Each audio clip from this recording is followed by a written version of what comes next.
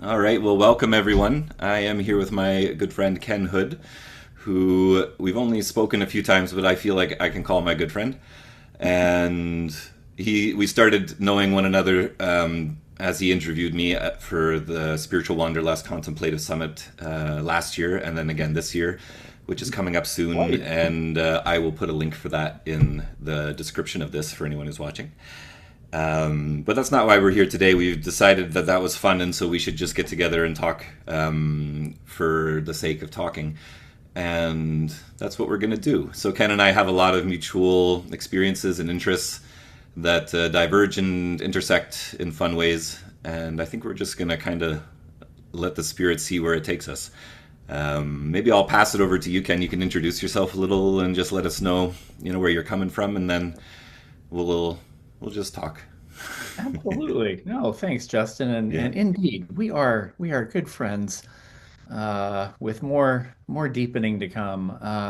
My name's Ken Hood. I'm based in the Portland, Oregon area, and I wear several hats. I've been an ordained Presbyterian pastor in the PCUSA in the States for I don't know, 23 years at this point. I'm primarily a leadership coach right now. I'm mostly working with clergy, but I care for a tiny little church on the Oregon coast, and they let me be who I am, and we kind of find our way together. I come from an eclectic spiritual background. I did not grow up Christian at all. I grew up in the middle of Dallas and Fort Worth, Texas, and the expression of Christianity I saw growing up around me was so narrow and fearful and chest thumping and defensive, and I just my heart when I could feel that was just like, oh, last thing I wanted. So I got very interested in Taoism in particular. When I was a kid, I read The Tao of Pooh by Benjamin Hoff, that fine piece. But honestly, it opened me to a whole different world. I had been interested in Buddhism, but Taoism for some reason really took me in Lao Tzu. The Tao that can be named is not the true Tao. Yeah, this just spoke to my heart. But my when my mom got divorced, she wound up like a homing beacon going back to church. And the first one was not a great fit for us, but the second one, I had never experienced progressive, a Christianity that was connected to something more than 100 years ago. And so we wound up in this wide-hearted, very open church. My brother's gay. The pastor there in 1992 did my brother's commitment ceremony in Texas. I mean, hugely, you know, and in my heart, then growing up, seeing that was like, oh, if that's what the church can be about, so I felt this pretty strong pull, even though I had a lot of resistance to the church, but so I used to be, I don't know, maybe more insecure about that. Today, I'm really grateful for the way I grew up and the different explorations that I've had. All of it informs, who I am today. And yeah, I think that's enough. What do you think? Yeah, that sounds good. Yeah. You brought a couple of topics that you wanted to discuss where our stories intersect, and maybe um, what were they again? Well, yeah, I mean, our stories intersect in so many interesting ways. I mean, Yeah. you grew up in an even more eclectic and formed, way. I was more on my own, kind of, a lot of self-discovery and self-learning. And then you had folks forming you in the Ojibwe tradition, the Quaker tradition, and then this UCC with all that you're bringing. But I know, along the way, you lived away from home. I lived away when I was 16. I left home for a year. Yeah. Um, we've both experienced some substance misuse and recovery from that. I've been alcohol free for 5 years. Oh, Um, congratulations. That's a good yeah, number. no, Yeah. it's just Yeah. it's that journey. It, I'm so just have a lot of gratefulness for. And part of what was healing for me in that I suffered a just profoundly horrific car accident about 4.5 years ago, and the trauma of that and then the healing, and part of my healing came through a psychedelic assisted somatic trauma therapy program that then I became certified in. So medicine work and different kinds of medicines. I think, Yeah. we have intersecting interests there, and certainly being trauma informed. Yeah, definitely. I mean, thank you for sharing so vulnerably your story. I also have a bunch of trauma. It's weird. My therapist has helped me find a label for it that makes it easier to say quickly, which is that I'm a cult survivor, and it's true. It was called Provo Canyon School, and Paris Hilton's trying to get it shut down because life is strange. I never met her. We just happened to Huh. have gone to the same school. And so that's left me with all kinds of trauma that I can relate to folks with about trauma for sure, because it's so hard and so disorienting and so debilitating, and there's a lesson in it, but it's not a pretty one, and it makes you wonder if it's worth it all you went through for the lesson at the end. But I've also done a lot of psychedelics. But the thing that's interesting, and I think might be a point of sort of non-intersection that's fun to talk about, is that I have a lot of experience in what we would call shamanic practices, ceremony, and indigenous spiritual practices. And then I also have a lot of experience doing psychedelics, but they never crossed for me. Huh. Huh. They're completely separate worlds. My elders and my teachers were like, "You're sober." They're all AA guys. Like, you don't do Yep. anything. 4 days sober before you come. No drugs here. Yep. And so all of my spiritual formation in that sort of indigenous world is not of the medicine type that we're talking about on the side. But I also did a lot of acid and mushrooms and PCP and ketamine and a bunch of weird sort of ones no one's ever heard of, 4-ACO-MIPT and 5-MeO, and I Ah, forget what they even fine. are now. It's been so long. 5-MeO AMT and some of those other just different things. I did them all and mixed them all together in stupid ways. I was very, as part of my trauma after escaping, Yeah. which I Yep. did, Provo Canyon School. They say no one escapes, but for anyone who's watching, I did. Mm. And so, I mean, I was just embedding myself in risk taking behaviors, and I wanted to explore my mind at the same time. And so I just did way too many hallucinogenics. Um, and then I got sober, and then I learned ceremony. And ceremony Yeah. taught me to stop doing those drugs. Yeah. So that comes from a different perspective, then, in a way, Yeah. No, onto no. that. Yeah. Hmm. Yeah. And I come from a harm reduction school of thinking. To just to connect with the AA community for a moment, I absolutely have benefited from AA. And I have a certification in recovery coaching, and I took that 2 years ago, and it was really interesting. The recovery community itself is learning a lot. It's growing. It's changing. The AA model, total abstinence. Inpatient, outpatient recovery, total abstinence. That's it. There's no gray. And I appreciate that path works for a certain number of folks, Hmm. and no shade there.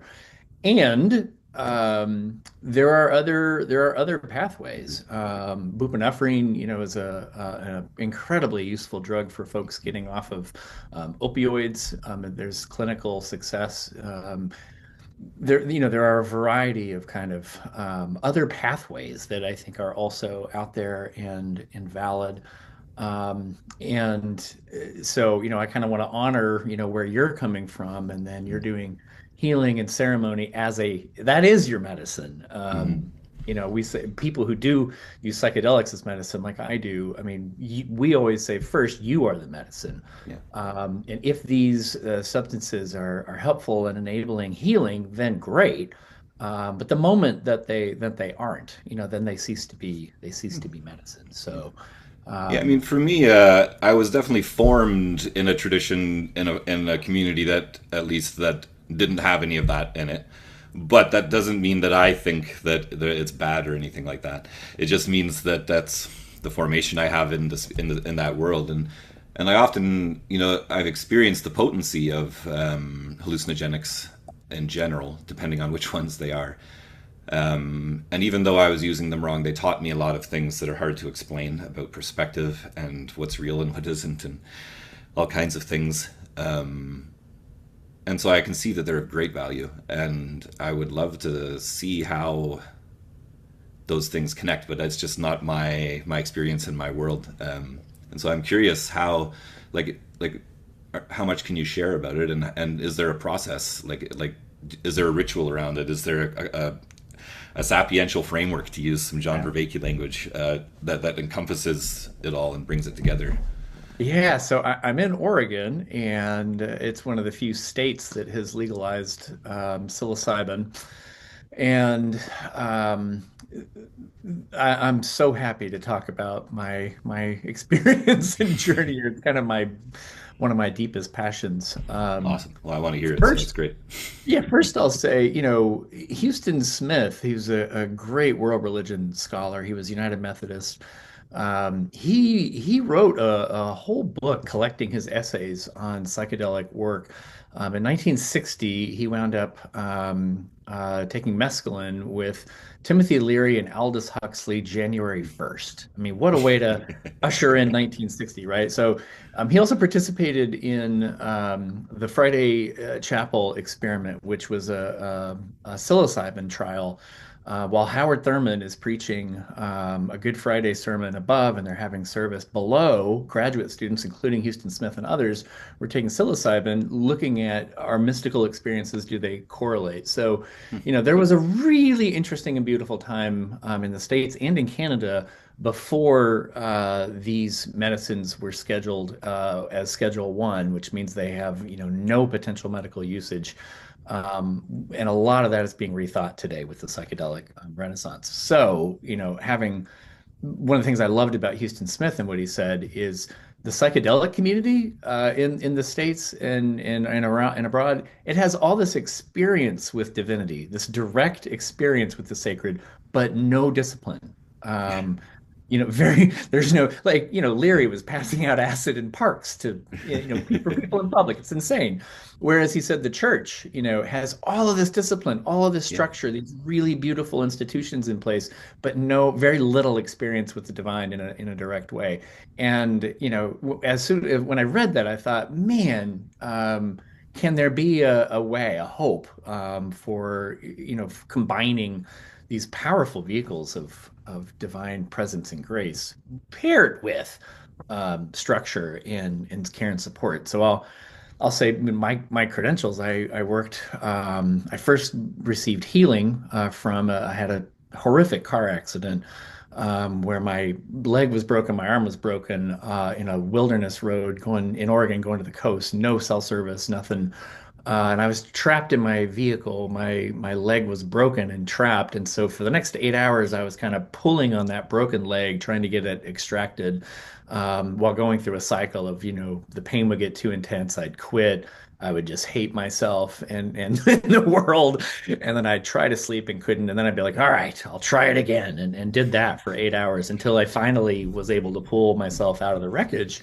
But then I had to kick the sunroof out because my doors were jammed, and I had to crawl up this embankment to a road, and I actually had to walk for about a mile on this broken leg before I got rescued. Oh my But gosh. oddly, I had some PTSD from that, Justin. Can you imagine, eh? Can you And imagine? a couple of great things. I mean, PTSD is not a permanent condition. This is something that is healable. I tried several different modalities, but wound up in a psychedelic assisted somatic program. Psychedelic Somatic Institute, PSI, is who I worked through and with. It's incredible exposure modality. And we use small amounts in this program called psycholytic amounts of psychedelics. Like a Uh, microdose kind of thing? It's above a micro. So a microdose, just to be technical, and I'm honestly the way I'm hearing people use this can be a little frustrating to me. Yeah, I don't know the Um, difference. So a microdose means you should not have any subjective experience of this substance in your body, meaning, you are not going to have any subjective sense of being high in any way. A microdose is just this is in your system. It's working in a small, way, but nothing that's really very apparent or obvious to you. Psycholytic is like a move above that, where there is definitely some loosening, some shift in one's awareness, but that we experience. I still, when I'm working with a client, the client has presence. They are there in terms of themselves, but there's some freedom, and depending on the medicine, there is a decrease in fear and an ability to kind of sit with things that are harder. And so, how does this work? What do we do in a session? It took me quite a while to kind of wrap my head around, what are we doing, what the goal is. But basically, what we're doing is we work with a client, and we'll talk with them about the trauma that's happened.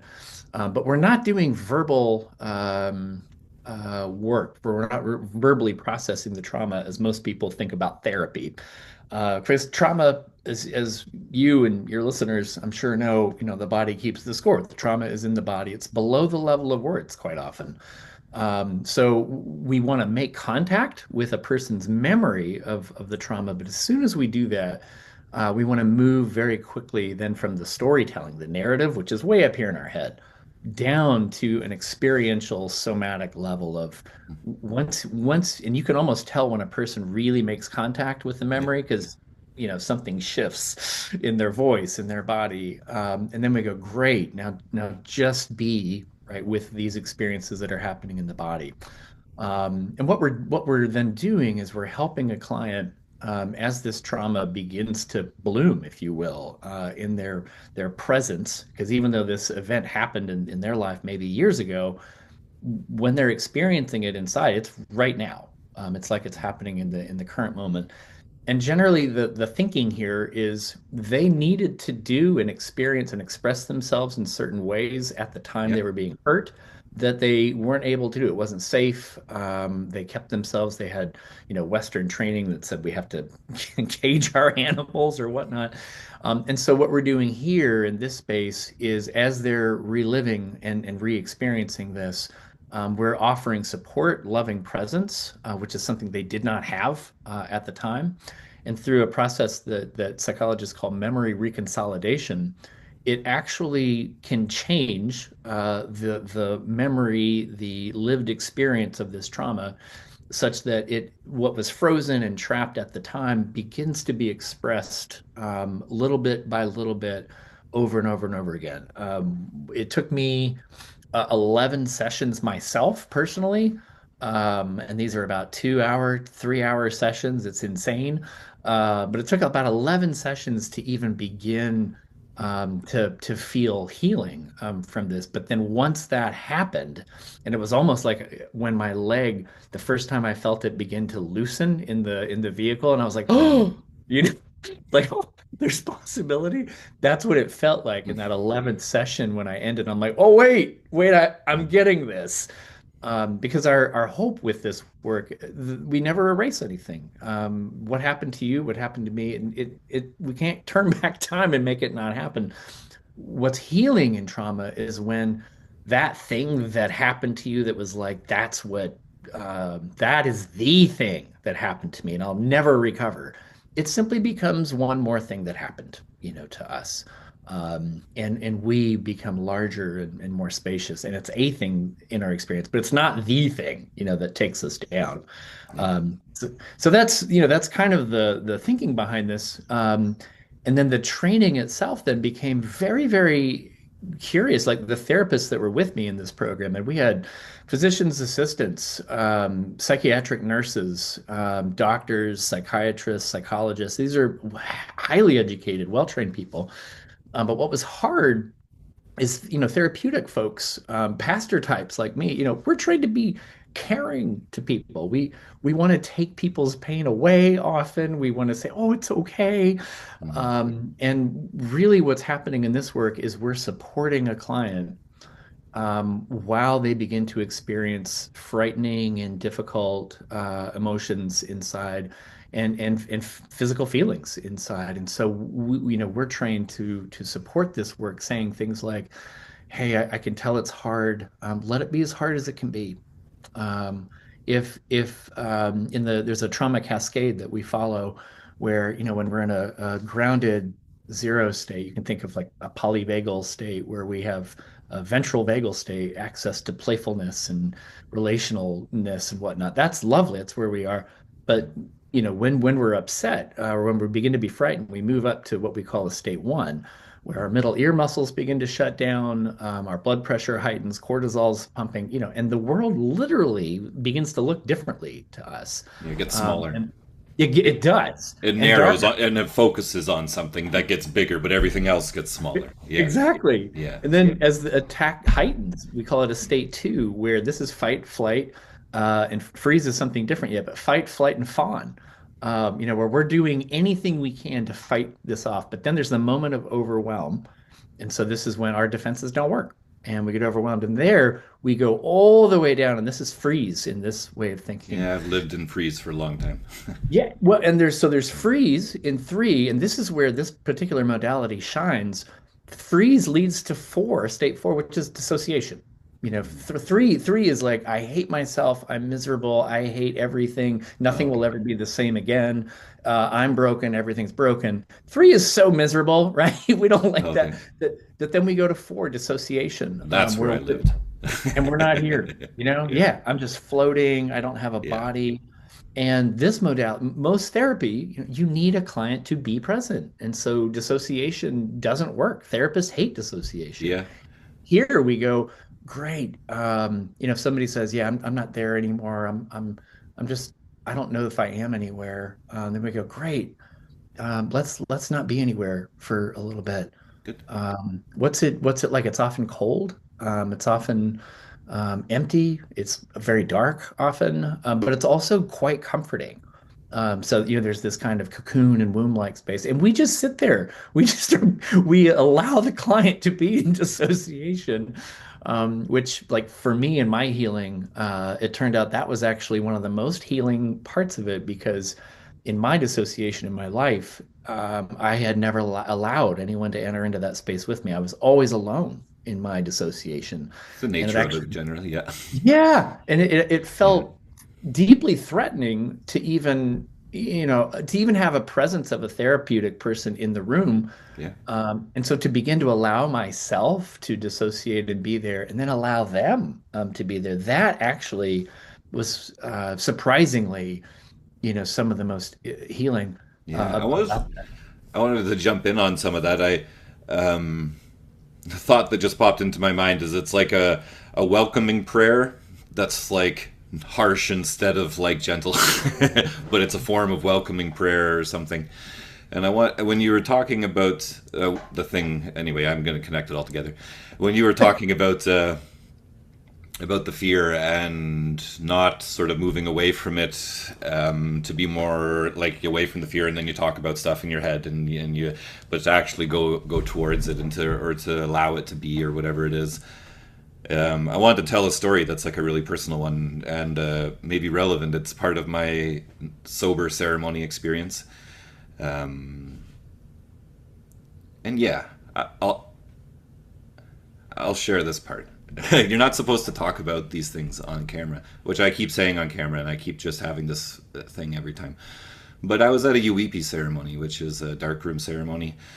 So you tape all the windows and everything, and there's a whole ceremony, which I won't describe, where people ask the medicine man questions.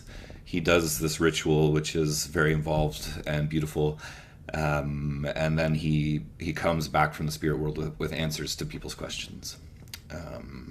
And part of that ceremony is the opportunity for people to make offerings in thanks for answers to their prayers or in hope that their prayers will be stronger.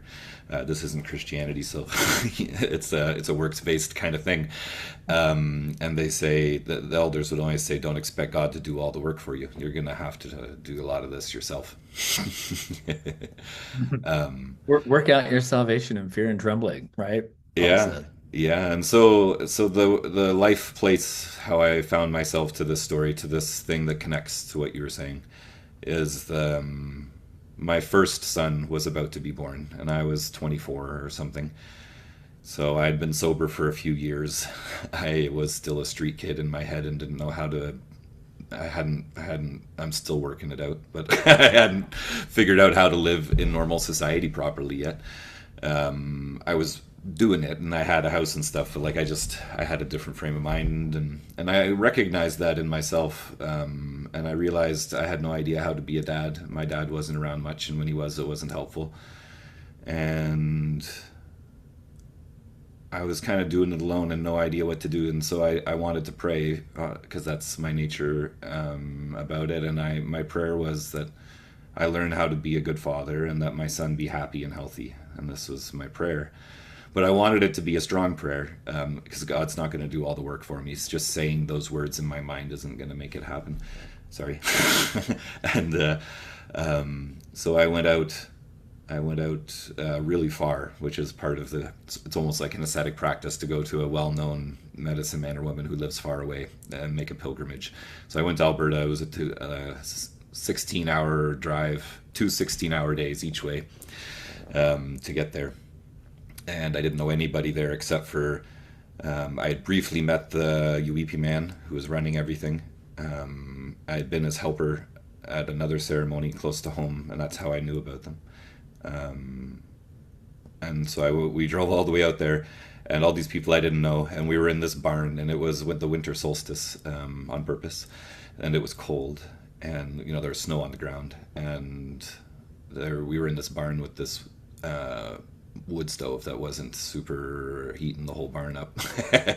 And you're in the pitch dark, and all you can hear is the drums, a big drum with like 10 guys around it with the high-pitched nasally singing. It's so beautiful, and I can't do it justice, to try, but that's all that your senses perceive.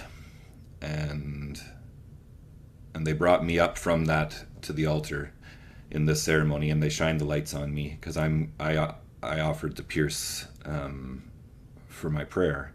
And so what that means is they take a scalpel and they cut here and here, 2 slits, and then they shove a piece of deer bone through so that your skin is wrapped over top of the bone, and they do it on both sides and also on the back if you do it that way, which I have front and back. This time I was just doing the front. It was my first time, and so I had these 2 big deer bones, pierced through my flesh, and then they would tie ropes to them, and tie those ropes to a buffalo skull. And they set that skull in front of me, and I danced through the rest of the ceremony pierced to the skull. And then at the end, someone held the skull, and I pull and I rip the pegs out, and then they cut off the extra pieces of your skin with the scalpel, and they wrap those up in red cloth, and that's your flesh offering to the spirits. And you take it to somewhere sacred and you leave it there. And I've done that many, many times. And been a helper for many times as well. But anyway, I hadn't done any of this yet. It was my first time, and I was laying on the blanket in the altar, knowing that this is what was coming, of course, and terrified. This barn full of people I don't know, halfway across, a 2-day drive, away from home, and the medicine man, he looked down at me as he was like smacking my chest, which they do before they do it. They smack a whole bunch of your bare chest to get the whatever. And he looked me in the eyes real close and like stared at me, and he's like, "Are you scared?" And I was like, "Yes." Right, like shaking in my boots, like, "Yes, I'm scared." And he just kept staring me right in the eyes, which they like to do, and he said, "That's good, because your fear is your medicine." And then he just started cutting my chest and piercing me. And that was all he had to say about it. But when he said your fear is your medicine, that's something that that changed my whole life in that moment, Yeah. because I chose to be there. No one makes you do these things.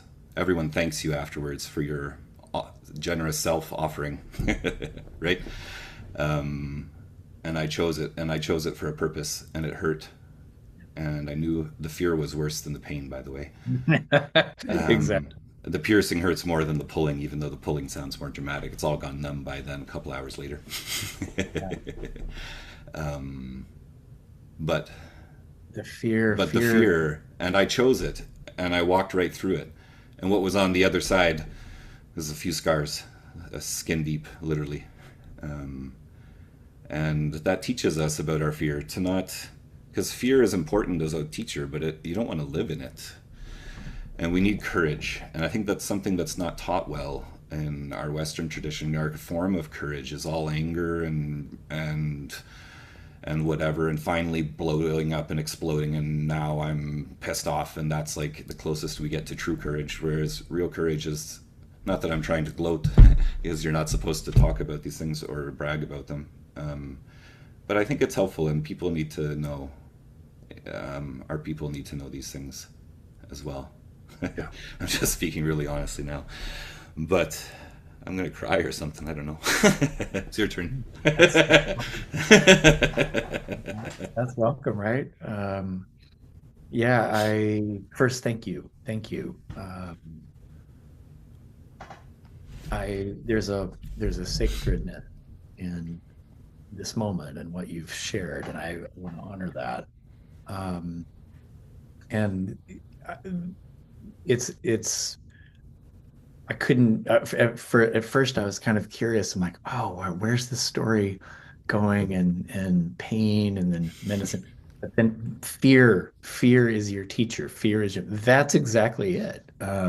You somehow in that moment with the support of that community, this fear that, you and I, we're all trained to think fear is bad.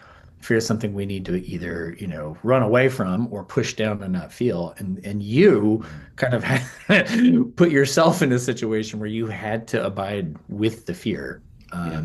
You and the fear were here together. Yeah, and that You ritual became context with the community is really important. You pointed that out, because you don't do this at home by yourself. It's not going to help you. Then you're just cutting, right? exactly, But you need exactly. this, the community, the tradition, the ritual, the all of it. Yeah.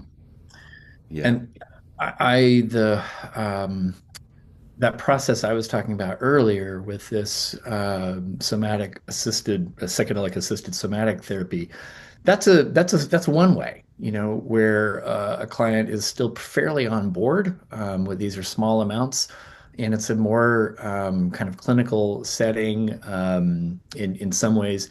But I made a colleague in that work, and she and I. Her name is Sarah, and that's all I'll say about her in terms of her identity. She and I met, and I immediately trusted her. I didn't really know what I was doing there.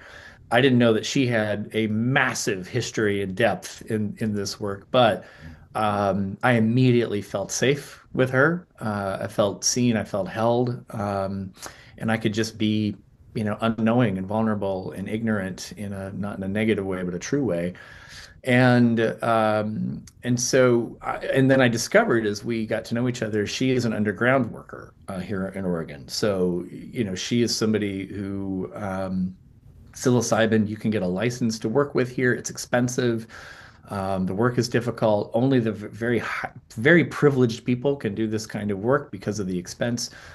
So she's an underground worker and may always be, but that enables her to work with many different medicines. So I went with a men's group and many, many, many times to see her. And the primary medicine she works with is 5-MeO DMT that you brought up with earlier.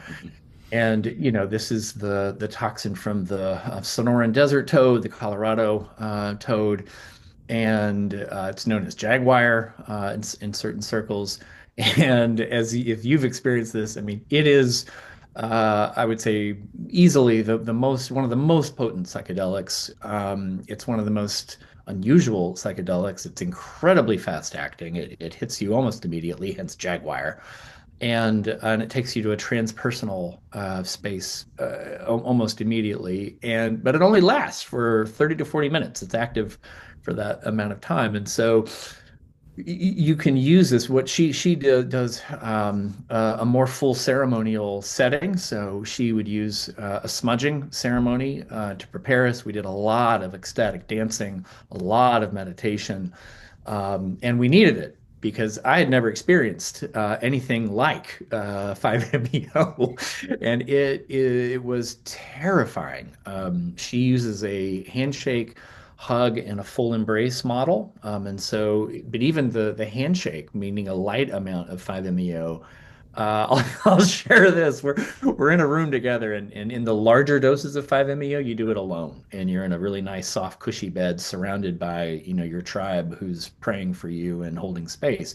But in the lightest round, we all do it together, and we're vaporizing this. So she'll go around, and we'll each vaporize. But I don't know what I'm getting into. I'm kind of primed, and my egoic self is still on board. I hadn't learned to travel as well just yet, and I'm just wanting to like write everything down, record everything in my mind.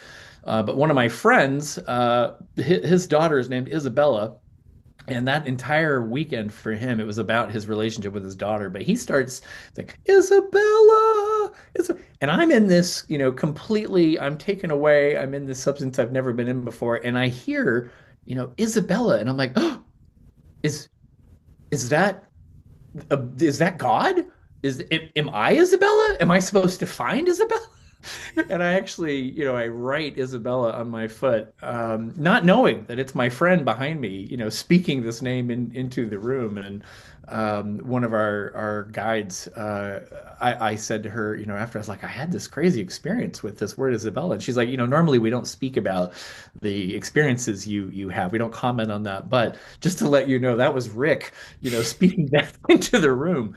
Um, but the hug experience, the second round that I had, it was the most terrifying and difficult experience I've ever had in my life. Would you say, just out of curiosity, more than the horrific car accident that you described?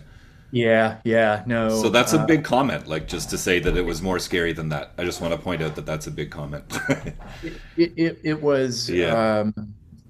uh I it's ineffable what one experiences in a deep state like with 5-MeO, but with the hug round, the egoic self is, it's the part of us that's like you and I are talking right now. Our egoic selves are planning things, thinking about things. And we need these. We would get run over in the street, right? If we didn't have, so they're not bad. And the egoic self is the clingy self. It's the one that can't let go. And the middle dose with the five, it's like it's enough to really pull on that egoic self, but sometimes not enough to really like take it away.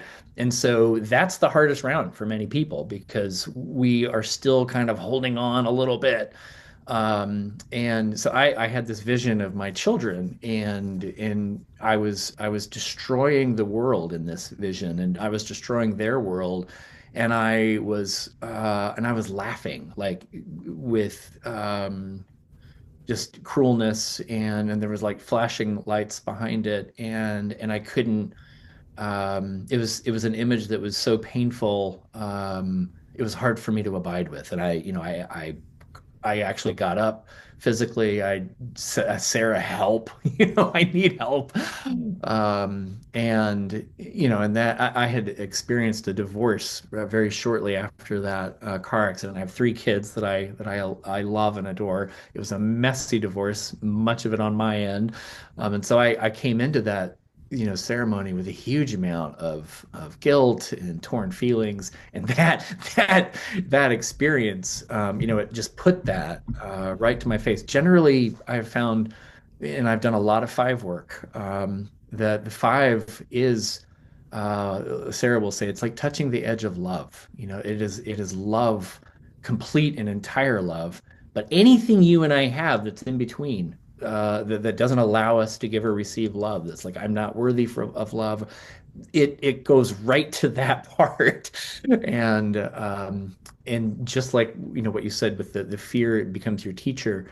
That adverse experience, that like for me, sitting with that vision of the divorce, and much of it was my choice. It hurt my children, and it also, it was what I had to do.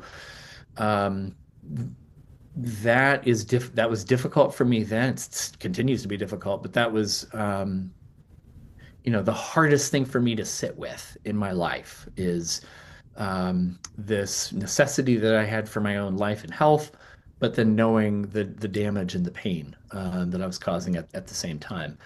And I'm the only one, right, who has to figure out how to get big enough to make room for both of these experiences.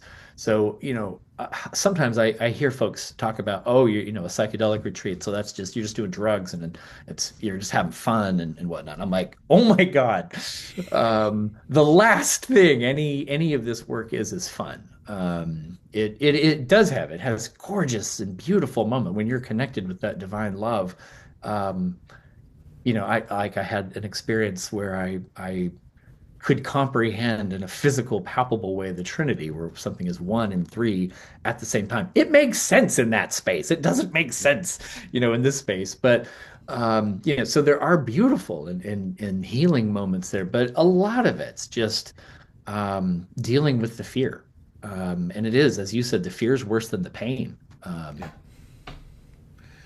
Yeah, the fear is worse than the pain. And even the fear of the fear. Like, if you've had so much fear that it's overwhelmed you, then you can become afraid of being afraid. And it's like the fear is just so much there. Well, Which after makes the sense because we've got that fight or flight kind of core yes, thing within us. And we seek pleasure and we avoid pain as a core, just sort of low level evolutionary instinctive drive. That's what exactly. pleasure and pain are for, from an evolutionary perspective, anyway. And yeah. Well, So that yeah, that I'm really interested in all that. I'm curious about some. If I can ask you more about your work, if that's okay. yeah. I'm curious about larger doses, Yeah. and because like when you were saying like a whole bunch of sessions of like little amounts at a time is never what I've done. Yeah. Yeah.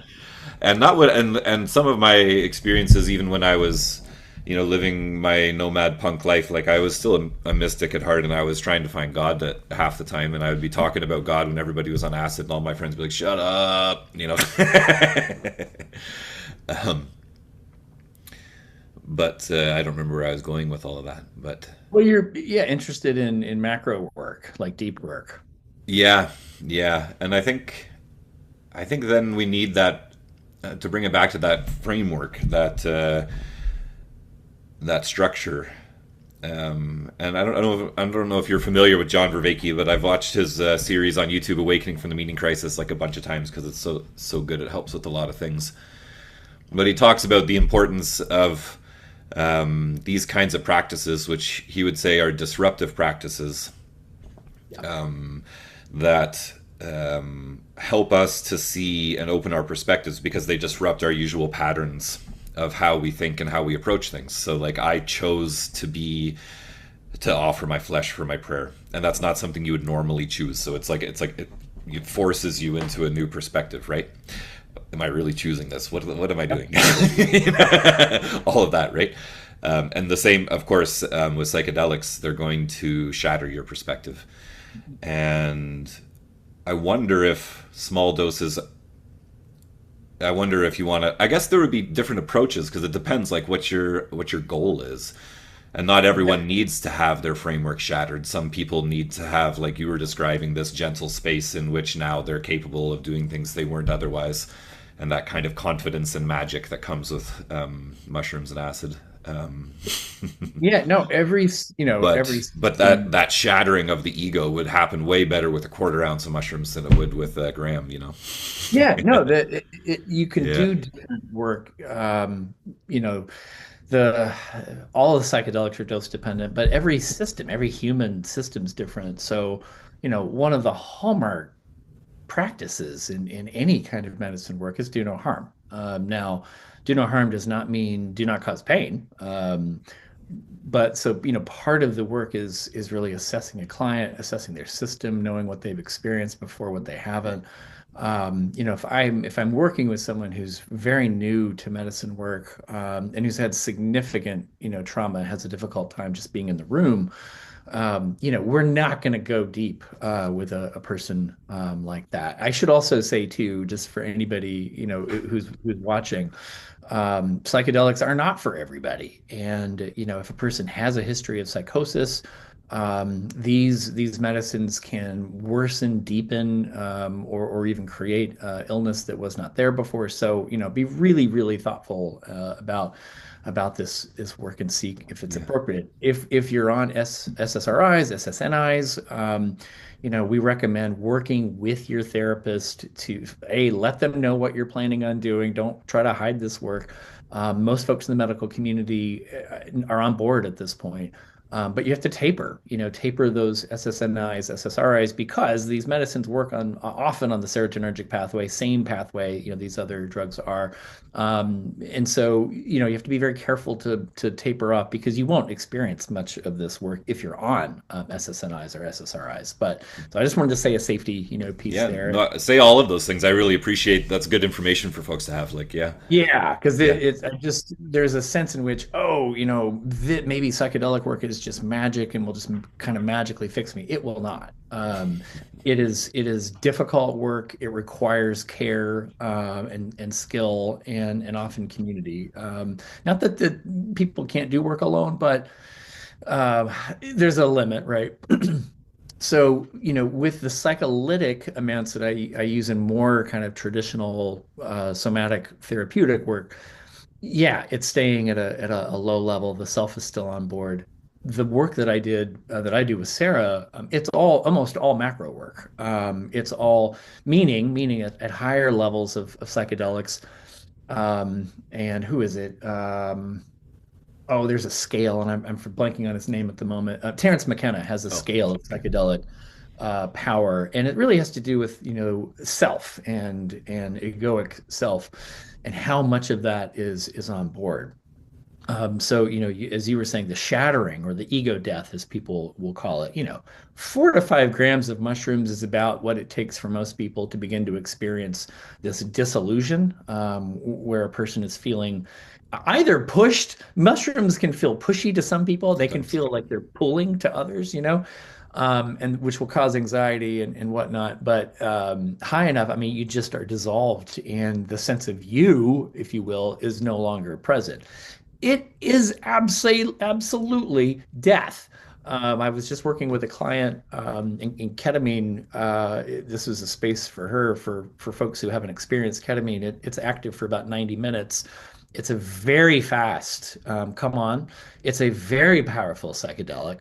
The first experience I had was with this training that I was a part of, and they gave me 100 milligrams, and this is insufflated or taken up the nose, and 100 grams of ketamine. Just so you know, it's a significant, or milligrams. It's a significant transpersonal amount, and it comes on within about 3 minutes. And so, I had never experienced anything like that before.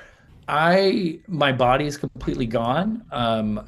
If I even try to move body, it's paralyzed. And I immediately wonder, I'm like, oh my God. Ketamine, it's incredibly difficult to overdose on ketamine, not impossible, but incredibly difficult. But I thought maybe we just messed up. Maybe they mismeasured I think I'm dead. And then there's a choice. you know, well, what do you do? Do you panic? Or do you just go, well, I guess I'll keep going. And that ego death choice, that is what's helpful for many folks when it comes to end of life work. So Roland Griffiths at Johns Hopkins, who started the psychedelic renaissance. Roland Griffiths worked for the DEA. He was an anti-drug person forever. Then he got kind of interested in some of these anecdotal reports, and he started the first clinical trials in the modern era, I think in the late 90s. But he was working with end of life cancer patients. And what they discovered is number one, with these transpersonal ego death experiences, they were the most significant for a large number of these patients, the most significant experience of their lives, like up there with childbirth, up there with the death Yeah. of their Well, parents. you described it as the most terrifying thing you've experienced, as I pointed out, next to something very terrifying. I mean, that's it's that's an impactful thing. It is. It is. But Yeah. also, he said they were left with it's not that people found God or whatnot. It's just that they came back with a profound felt sense, not a thought, but a felt sense Yeah. that, maybe this death that I'm facing isn't the entire end. Maybe there is a something that's going to happen beyond. And Hmm. so these psilocybin trials that they did at Hopkins at the beginning, it left people over a year later with a profound sense of more peace towards their own death. And part of my journey, my father died from a small cell carcinoma, and he and I we were doing all this research at the same time together. Wow.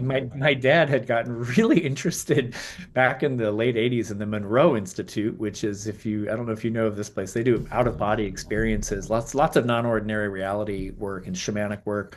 And he actually went to the Monroe Institute. My mom and I at the time, we thought he was just cuckoo could chew. But today I'd be like, oh man, I wish I'd kind of gone with him. But John had cancer. He was dying of cancer, and he was very, very interested in this work. And so my partner and I facilitated a journey for my dad with my mom before he died. And it was challenging in the sense that John he had no experience with medicine work at all. He didn't like alcohol at all either. So he was a very tightly controlled. His ego was very in control of most things. So he I wish we had had more time to kind of help him Right. learn how to journey a little bit more. But it was a difficult day for him, but it ended just beautifully. He was in a space where he was in pain. He wanted to not be there, but he also didn't want to let go. He loved my mom, and it it and so he was in this kind of tearing place. But he left with a sense of a peace that he didn't have before. But again, it's a hard won peace. This is not something given as much as it's something the medicine enables us to do the work that we need to do, if that makes sense. Yeah, for sure. And I think that the importance of ordeal in religion and culture and tradition and whatever language or framework you want to give to it is really important, and something that modernity kind of threw out as superstitious. And I Yeah. think when I encounter, because I teach people to fast, and I fast, the way I was formed in ceremony was to fast for 4 days and 4 nights without food or water, sometimes with a tent, sometimes without. I've walked miles afterwards and gone into a sweat that was blistering hot before I drank any water, and lots of stuff like that. And some teachers are more gentle and some are more harsh, and that's part of the tradition, that you have different teachers who have different vibes. But I was always attracted to the ascetic vibe, even though I'm a very gentle person. And I'm I've always been a gentle person. Even as a nomad punk, I was the one who didn't want to have any fights, and I wish everyone, not that I didn't Same. get into any fights. I can't say that, but you know, I've been attracted to the ascetic path very much, and I think it's because it breaks that that fear of what's going to happen to me if this painful thing comes. And it's like the fear of the world and of life that we have is taken away by these practices, because we've picked up the fear and we've tossed it in our hands and we've molded it into something else, and we've set it back down again and said, you know what, here I am. and that sense, that's why I was wondering about the sort of the shatter of a larger dose. And when you said ego death, it reminded me I had a doctoring for my one of my many difficulties is that I have spinal stenosis in like a whole bunch of places all up and down my spine. So it's like having sciatica, but in my whole body. And comes on waves and gets worse and better. And sometimes I'm on the ground, unable to speak, in agonizing pain, and sometimes I'm able to function fairly well, and you can't tell. But anyway, I had a guy come, a medicine man, a well-known medicine man who's part of Medeo, and he, I won't say everything he did, but what part of the practice was to address my ego directly while staring me in the eye really intensely. And then telling my ego how pathetic it is. You're pathetic. You're weak. You're nothing. Get out of here. You have no. And it was like a process that from a Western perspective would look really bad. Yeah. And his helper, who was a white woman and didn't really know my background in ceremony, so kind of assumed that I didn't know, wasn't expecting this. But I did know what I was getting myself into. I knew perfectly well, and I was looking for it. And she said to me, "It's okay. It was a bit much the first time I saw it, but it's okay." And she's a lovely woman, very, very wise, No, right, yeah. being very helpful to me. But I looked at her in the eyes and I said, and I grabbed his hand and I held it to my heart and I broke into tears and I said, I needed this so much. I used to have people to tell me how pathetic I'd become, and now I don't. And I needed this so much. And my whole life changed. My therapist is like, I don't know what he did to you, but like it was good. And I'm on this, and it's this radical shift in my life that my friends, my therapist, my doctor, everyone in my physical and mental health, this huge shift to what I would say in Christian language address the demon that was inside of me, and to use some slightly out of date but I think still very valid psychological processes. There's some angering that needs to happen in the healing process for some people at least, and some expression of that, because he wasn't talking to me. He was defending Exactly. me. He was defending me. Exactly. Right? And He was the defending you me. he was talking to was not all of you. Yeah, yeah, and he's the most lovely person. Like you meet him and gentle. Talk about a gentleman. He's very, very, very gentle, and lots of hugs. And told me he loved me many times before and after. But there was this one moment within a cultural context, within a ceremonial framework, which I won't go into the details of, but which is important and we need to have. And with a community, with someone that I knew and trusted, who is an elder, who's respected, who knows, who's been taught, and who I called because I needed help, and I knew he was someone I could trust, and his helper who I knew enough to trust, and all of that together is what made that transformation for me possible about 6 months ago. Wow. And the culminating point of it was this moment. I really hope he's okay with me saying this, because it just shattered everything. It wasn't what I was expecting. It wasn't the obvious, gentle, loving path, which I'm so drawn to. You read my writing, anyone who reads my writing, that's what I write about, all love and then all this stuff, Same. right? Right. Yeah. So it's like, that's my go-to. And I think it should be our go-to and it should be the standard, but we need also these difficult practices. We need to fast, to pierce, to have a terrifying hallucinogenic experience, whatever the case may be. And it needs to happen in a ritualized context, because the car accident and my cult surviving stuff, those didn't lead to transformation, right? Even though they were difficult, life-shattering, perspective-breaking, huge time, right? We'll talk about an ascetic practice in a theory, your experience, right? But it doesn't count because it didn't have all the structure. And I think that's where I'm rambling a lot today. No, you're not That's at all. helpful, and I appreciate that. And I think that's where I was trying to go a little while ago of bringing in John Vervaeke, because he talks about the importance of a community with he says, a sapiential framework in order to support the person who's going through the disruptive practice, the intentionally disruptive practice, whether it's any of these various ascetic techniques, which I would include plant medicines in at least in some way. They may have all other applications, but they can also be part of this ascetic practice. And And so I think as a culture and as a movement of people, I wouldn't call myself part of that movement, but I appreciate that there is one, of people wanting to bring these psychedelics into, to bring out their potential, instead of hiding them into the shadows and letting the Hell's Angels sell them for money. Um, Yeah.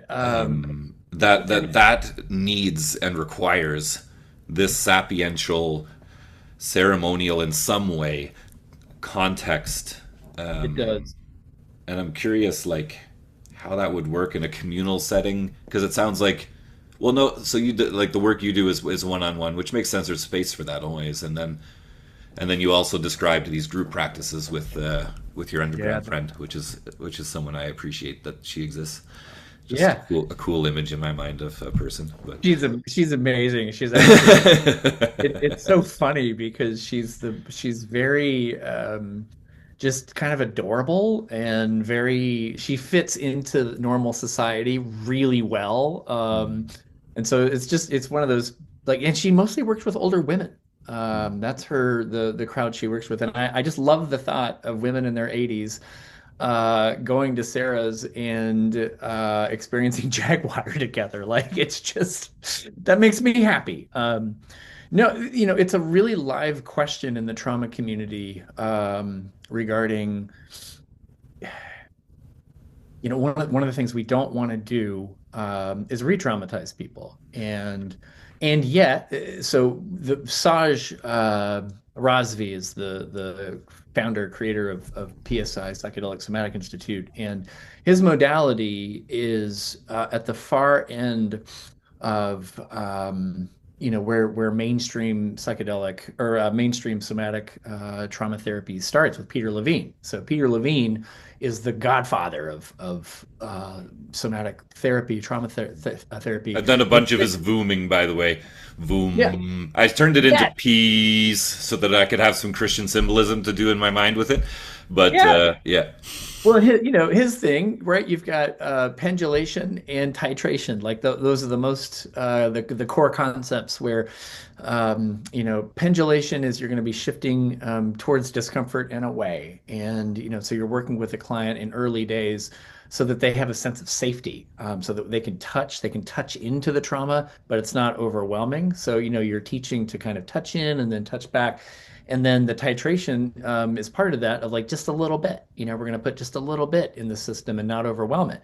So that kind of Levine work, it's very slow, it's very gradual. We're kind of preparing people how to understand what's happening inside them and whatnot. So that's very slow. Saj would make the he would say it can be so slow as to actually not be healing. Basically, this can become a way where you just sort of learn to live with your trauma, but you're not actually getting at it to heal it.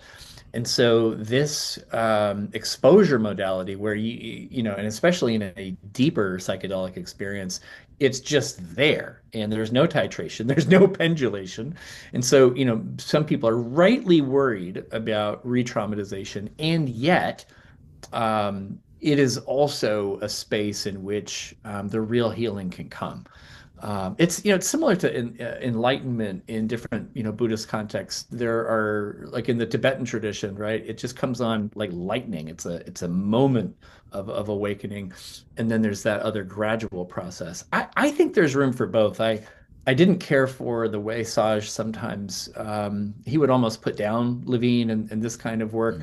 I think there's room for both because I think some folks it's helpful to go slow before man maybe never go big but then Yeah, for well, other there's a great teaching from, if I bring it back into Christianity, because I kind of wanted to. Yeah, yeah I'll tell you all that later. But so there's this great teaching from Saint Columbanus, Irish wandering monk, one of the guys who wrote a lot of the books that we know about the tradition of healing souls from Celtic Christianity, and he says that a spiritual director, which this is the beginning of spiritual direction in the West, by the way. Columbanus and the Irish monks took yeah the writings of the Desert Fathers from the East, applied it to their cultural context, and developed a practice of private penance, which became what we call spiritual direction and confession in the West. At the foundation of it is this Irish tradition, which spread into the rest of the Western Church from there with these wandering monks. That a spiritual director is a physician of the soul. They didn't have therapists yet, like we think of, but they had Anamkara's soul friends who are therapy-like type folks, and they had books of different practices that help different people for different reasons. And one of the things Colin Bannis says is that a physician of the soul is no different than a physician of the body. He cannot apply the same medicine to every person who comes to him. Instead, he must be prepared to mix and compound his medicines in various ways to meet the needs of the various people who come to him. And so they would categorize all these different things and have all these different stuff. And a lot of it's not very useful for us. But the framework itself actually is. And so that image, like you were saying, there's a place for Levine, there's a place for this, there's a place for that, there's a place for shattering the ego, there's a place for gently nurturing someone. And a wise spiritual director, whatever you want to call a person who's helping somebody else in this case, should be prepared for all kinds of things, and to know what practices help what kinds of things, and say, what you need right now is some breathing. And sometimes that's what somebody needs, but sometimes it's not, and it's just making them worse and need to stop breathing and need to instead do a different thing. Not stop breathing altogether, but stop breathing practices, obviously. I mean, that would solve. I mean, whatever is happening, if you stopped breathing entirely, it would go away. I mean, hold your breath until it stops. That's not good advice.